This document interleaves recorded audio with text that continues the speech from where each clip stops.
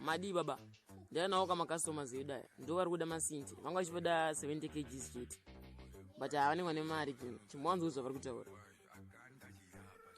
Chimusoro ndepi. Ndanzwa ndiwo kuda 100 kg dzemasinti. Ukudzide. Kana usingadzide wafira futi panapa. Tite zvimafanisi, tite zvibasa panapa. Waiziya? Kuda masinti mangani. Mafanisi nekukublasta nezimishini. Vakuru muri sei? Ndisina nchida kama masinti yacho. But nachikumbira ka discount. Bosi utengo zvinhu zvakati one day. Ndokumbira rochemachema pa discount apa. Because mazwana kugeto zikutotengwa zvekudaro. Amusingade zvizotoramba because pakutoda ka discount apa. Kuda discount mendikupe.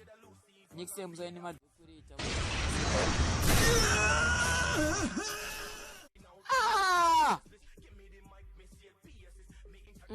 Amana.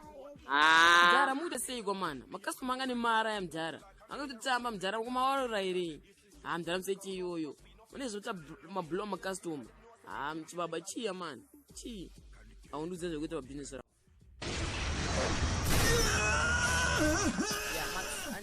You're my eyes. Call him out. Hey, boss. Ande. One beam below you. One face buka. Got him.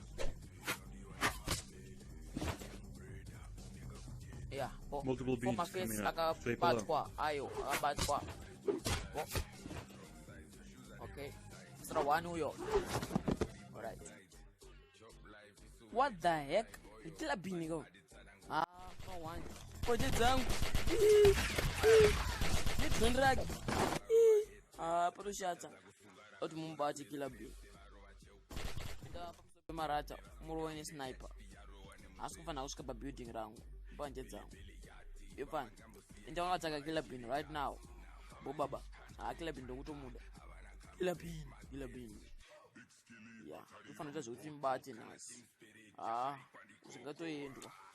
Banje zangu. Nita.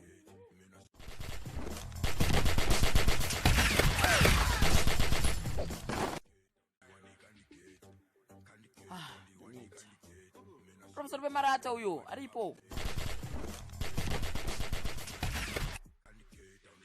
Yeah. Kila bin azofa manje. Zvazoendwa. Nasara kufira pano.